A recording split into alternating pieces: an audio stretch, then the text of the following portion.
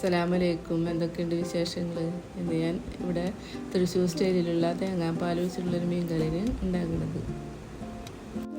ഇവിടെ മീൻ ഞാൻ അയിലയാണ് എടുത്തിരിക്കുന്നത്. കുടംപുളിക്ക് പകരം ഞാനിവിടെ മാങ്ങയാണ് ഉപയോഗിക്കുന്നത്. നല്ല എരിവും പുളിയുള്ള നല്ലൊരു മീൻ കറിയാണ്. നിങ്ങളെല്ലാവരും കണ്ടു നോക്കുക. ഇനി ചട്ടിയിലേക്ക് ഒരു മാങ്ങ ചെറുതായി മുറിച്ചത്, ഒരു തക്കാളി, 3-4 വെള്ളമുളക് കീറിയത്. വെള്ളമുളകിന് പകരം നമുക്ക് പച്ചമുളകും എടുക്കാവുന്നതാണ്. പിന്നെ പൊടികളായി 2 ടീസ്പൂൺ മുളക് പൊടി, 1 ടീസ്പൂൺ മഞ്ഞൾപ്പൊടി, ആവശ്യത്തിനുള്ള ഉപ്പും വെള്ളവും ഒഴിച്ച് വേവിക്കാൻ വയ്ക്കുക. നല്ല എരിവും പുളിയുള്ള തൃശ്ശൂർക്കാരുടെ ഒരു മീൻ കറിയാണിത്.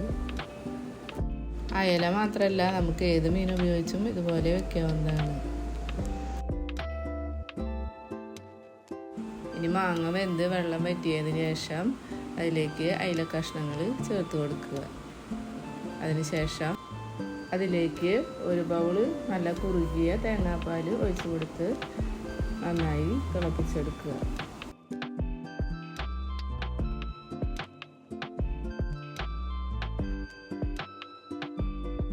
മീനൊക്കെ വെന്ത് നന്നായി വറ്റിയതിന് ശേഷം നമുക്ക് ചെറിയ ഉള്ളി വേപ്പിലിട്ട് തളിച്ച് വയ്ക്കുക.